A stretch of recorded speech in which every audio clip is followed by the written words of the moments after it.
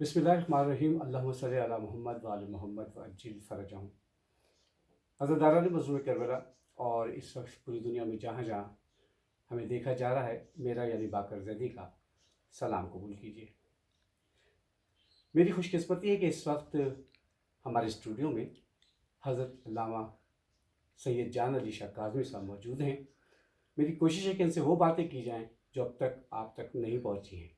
قبلہ سب سے پہلے تو السلام علیکم۔ علیکم السلام ورحمۃ اللہ وبرکاتہ۔ قبلہ آپ سے مجالس سے، درس، طب کے حوالے سے بہت ساری چیزیں لوگوں تک پہنچتی ہیں، لوگ استفادہ کرتے ہیں۔ میں چاہوں گا کہ تھوڑا سا بچپنے کے حوالے سے تھوڑا بتائیں کہ کہاں آپ پیدا ہوئے اور تعلیم کہاں تک حاصل کی اور کس طرح سے یہ سفر جاری ہوا۔ بسم اللہ الرحمن الرحیم۔ بس یہ ساری توفیقات پروردگار کی طرف سے ہے کہ ہم ایک چھوٹے شہر میں ہماری ولادت ہوئی، سیون شریف کے نزدیک، اچھا، ماشاء اللہ۔ دادو شہر میں، اور ہم نے وہاں پہ انٹر تک تعلیم حاصل کی۔ پھر ہم آئے یونیورسٹی میں، سندھ یونیورسٹی میں، ہم کیمسٹری میں ایم ایس سی میں تھے۔ تو اس دوران جو ہے ایران میں انقلاب آ گیا، جی تو پھر مدرسے تو پہلے بھی پڑھتے تھے، جی جی۔ پھر جذبہ ہوا کہ اب دینی تعلیم حاصل کریں۔ امامے کے ساتھ جو ہے وہ مجلس پڑھی جائے۔ جی جی۔ تو پھر ہم ایران آ گئے، اور الحمدللہ پہلے ہم مشہد میں رہے، پھر ہم نے کہا کہ قم کے حوضے کی بھی سیر کی جائے، وہاں سے بھی فیض لیا جائے۔ جی جی۔ پھر الحمدللہ قم سے وابستہ ہوئے، قم کے حوضوں سے، علماء سے استفادہ کرتے رہے، اور اسی دوران ہمیں طب اہل بیت پر بھی ریسرچ کا بڑا شوق تھا۔ جی جی۔ اس وقت جنگ تھی، یونیورسٹیوں میں وہ امکانات نہیں تھے ایران میں، تو اسی سفر کے سلسلے میں پھر ہم نے سوچا کہ اس پہ ہم یورپ میں جا کے ریسرچ کریں۔ پھر ہم اسی سلسلے میں انگلینڈ میں آئے، اور پھر ہمارا داخلہ ہوا چیلسی کالج میں، ایم فل میں، اچھا فارموکوگنوسی میں۔ اچھا۔ دو جگہ ہم نے داخلہ لیا، ایک جگہ فارموکولوجی میں، وہ بھی پوسٹ گریجویٹ ڈپلومہ تھا، اور ایک جگہ ایم فل میں۔ جی جی۔ تو ایک سال تک وہ سلسلہ جاری رہا، اور ہم ریزیڈنٹ عالم بھی تھے، جو سب سے بڑی جماعت تھی اس زمانے یورپ میں، اسٹین مور کی۔ جی جی۔ اور اس میں ہم نے یہ دیکھا کہ وہ جو پروفیسر ہیں وہ نسخے چرانے کے چکر میں ہیں، ہاں ہاں، جو اہل بیت کے قدیمی نسخے جو تھے۔ ہاں، اللہ اکبر۔ اور جو ہمارے سپروائزر جی جی جی۔ وہ زیادہ تر اس چکر میں تھے کہ ہم افریقہ جاتے ہیں، بڑی مشکل کی آپ کے پاس تو بہت سارے نسخے ہیں، یعنی اہل بیت کے جی پرانے۔ جی۔ پھر ہم نے کہا کہ یہ نسخے یہ چرا لے تو پھر ہم تو اس سے تبلیغ کرنا چاہتے ہیں جی جی۔ کہ بھائی آج سے 1400 سال پہلے پہلے 1400 سال پہلے۔ جی جی ہمارے امام پاک نے بتلایا، اس سے آج لوگوں کو شفا مل رہی ہے۔ جی۔ تو وہ تو پھر اپنا بزنس کرنا چاہتا تھا۔ ہاں پھر ہم نے دیکھا کہ ان یونیورسٹیز میں ہم وہ کام نہیں کر سکتے جو کرنا چاہتے ہیں۔ جی جی۔ پھر ایک سال کے بعد ہم نے ترک کر دیا، اور دوبارہ پھر ہم آ گئے حوزے میں۔ اچھا، پھر اپنا یعنی آپ نے اپنا ایم فل جو تھا وہ کلوز کیا، اس ڈر سے کہ کہیں یہ غلط طریقے سے سوء استفادہ نہ ہو جائے۔ استفادہ تو مولا سے اس زمانے میں بھی یہودیوں اور عیسائیوں نے، نصاروں نے، بلکہ انہوں نے زیادہ استفادہ کیا قبلہ۔ وہ پیچھے بیٹھ کے نوٹ لکھتے رہتے تھے، اور آج وہ اس سے فائدہ اٹھا رہے ہیں۔ اچھا قبلہ، پھر دوبارہ آپ چلے گئے قم۔ پھر قم میں آ گئے الحمدللہ، اور پھر الحمدللہ قم میں جو تھا اس سلسلے میں بھی امام خمینی رحمۃ اللہ علیہ کے حکم سے جو تھا وہ آیت اللہ نورانی، اور اس کے ساتھ 30 علماء تھے جو وہ لوگ ریسرچ کر رہے تھے اسی پہ۔ جی جی۔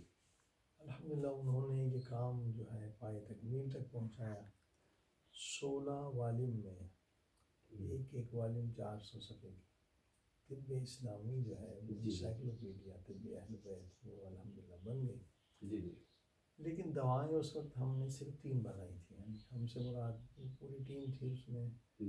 ہمارے جو دوست تھے وہ تھے مولانا فاضل صاحب، وہ سبھی کشمیری فارماسسٹ بھی تھے، وہ انگلش بھی جانتے تھے، عرب کی پیدائش عراق میں پیدائش ہوئی، عربی بھی کافی ان کو یعنی زبانوں پہ بول تھا. انہوں نے بہت بڑا کام کیا، کیونکہ جو بھی الفاظ تھے نا نسخوں میں وہ بہت قدیم عربی، جیسے مرحوم علامہ رشید ترابی نے چھوٹی کتاب طب اہل بیت پہ لکھی تھی. جی جی جی جی مگر جب ہم وہ نسخے پساری کے پاس لے جاتے تھے اس کی سمجھ میں نہیں آتا تھا یہ کیا ہے.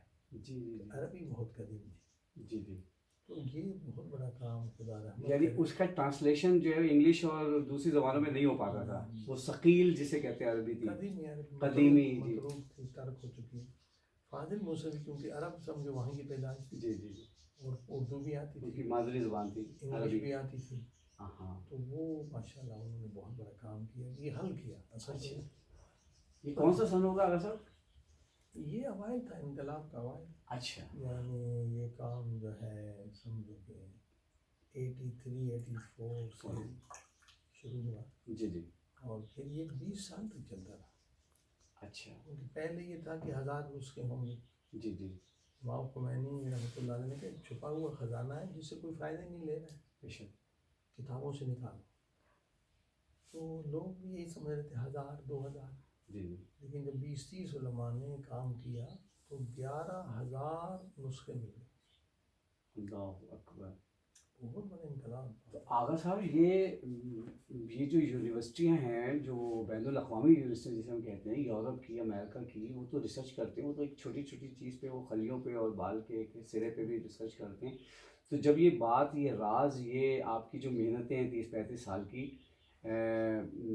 یہاں کی جو لوگوں تک پہنچی، سائنسدانوں تک پہنچی، ڈاکٹرز اور یہاں کے جو میڈیا تک پہنچی، تو وہ تو نہیں ہوا کہ وہ ایک دو کتابیں نہیں بلکہ پورے کیا کہنا چاہیے، آپ کی محنتیں جو ہیں وہ اس کو ہوا ہے. مثلا ایک نسخہ جو امام علی رضا علیہ السلام کا ہے، جی جی، جو جبریل امین کے ذریعے سے اللہ یہ نسخہ آیا تھا. کیونکہ اصل تاریخ یہ ہے کہ طب اہل بیت یا طب نبی صلی اللہ علیہ وسلم یا طب انبیاء کیا ہے. تاریخ یہ ہے کہ جب حضرت آدم علیہ السلام جنت سے آئے جی جی تو بیمار ہو گئے. جی جی تو بیمار ہونا تھا. جی جی، پہلے مریض وہی تھے. جنت کہاں اور دنیا کہاں. جی جی بالکل. آپ یورپ والے پاکستانی ہیں، پاکستان جاتے تو پیٹ خراب ہو جاتے ہیں. صحیح صحیح صحیح صحیح. تو حضرت آدم علیہ السلام بیمار ہو گئے. ہاں. تو نہ کوئی لیبارٹری تھی، نہ کوئی ڈاکٹر تھا. جی جی جی جی جی جی، صحیح صحیح صحیح. تو پروردگار سے کہا میرے اللہ میں کیا کروں. پروردگار نے کہا یہ جڑی بوٹی کھا لو، پیٹ کا درد ٹھیک ہو جائے گا. یعنی جبریل آتے رہے، ایک ایک نسخہ فارمولہ دیتے گئے. تو اس طرح سے یہ طب نبی صلی اللہ علیہ وسلم، طب انبیاء بنتی رہی. حضرت نوح علیہ السلام کو ریزش زیادہ ہوتی تھی، روتے جو زیادہ تھے ریزش زیادہ ہوتی تھی. تو شکایت کی میرے اللہ ریزش ہو رہی، میں کیا کروں. جبریل نسخہ لے کر آئے، حلیلہ بلیلہ آملہ، یہ اس طرح سے ملا کے کھاؤ. تو اس کا نام بنا طریفل. اب یہ نسخہ کس نے بتایا؟ امام علی رضا علیہ السلام، جو انبیاء کے وارث ہیں. جی جی جی، السلام علیکم وارث آدم و صفوت نوح نبی اللہ. تو یہ پڑھتے ہیں تو سارے انبیاء کے وارث تو اہل بیت. تو انہوں نے یہ سارے نسخے ہمیں بتائے، مگر ہم غافل تھے. کوئی بیماری اور وہ ایک جگہ بھی نہیں تھے، یکجا نہیں تھی ساری چیزیں. کہیں حدیث چھوٹی سی ہے مولا کی، خزانہ چھپا ہوا. تو حدیث پاک میں کہ کوئی بیماری ایسی نہیں جس کی دوا اللہ پاک نے خلق نہ کی سوائے موت کے. ہر چیز کی. اب یہ طریفل جو امام علی رضا علیہ السلام کا نسخہ ہے، مگر ایک کمپنی امریکہ میں بنا رہی ہے. بہت کما رہی ہے. ہاں، امریکی بہت تیز ہیں نا اس معاملوں میں، بہت ساری چیزیں انہوں نے. تو آغا صاحب یہ تو مسلمانوں کی کہنا چاہیے کہ ذمہ داری پہ، یعنی غیر ذمہ داری تھی کہ انہوں نے ان چیزوں پہ غور نہیں کیا. تو آغا صاحب یہ اصل جو ہے، جیسے کہ امام جعفر صادق علیہ السلام سے حروف یعنی مختلف علم باہر آئے، تو یہ طب کا جو علم ہے یہ اصل امام رضا سے آیا لوگوں تک؟ اصل وحی پروردگار ہے، جو میں نے کہا نا. اصل وحی پر حضرت داؤد علیہ السلام جب چلتے تھے تو جڑی بوٹیاں خود کہتی تھی مجھے اٹھا لو، میں اس مرض کی دوا ہوں. اب دیکھیں امام علی رضا علیہ السلام کی ایک دوا ہے جامع امام رضا علیہ السلام، جی جی، جو بہت مشہور ہے. جب بھی کوئی مومن مسلمان آتا تھا جی امام محمد تقی علیہ السلام، امام علی نقی علیہ السلام، یہ امام ائمہ معصومین کے پاس، ہم بیمار ہو، تو وہ تعجب سے کہتے ہیں آپ کے گھر میں جامع امام رضا کیوں نہیں؟ یہ مثلاً ساری بیماریوں کو، ابھی جو ریسرچ ہوئی ہے، ویسے روایت میں حدیث میں تقریباً 20 بیماریوں کا علاج ہے، لیکن جو کلینیکل ٹرائل ہوا ہے جی جی 45 بیماریوں کا علاج ہے، صرف پانی بدلتے ہیں، یعنی معجزہ ہے۔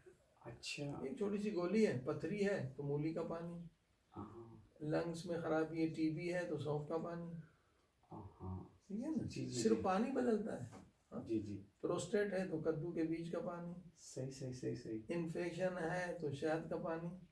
اچھا اس کا معجزہ فلم ویڈیو بھی ہے، اچھا کیونکہ حضرت آیت اللہ نورانی صاحب کے انتقال کر کے گئے، اس کے بعد جو اصل کام کیا پریکٹیکلی جی جی وہ آیت اللہ تبریزیان نے کیا۔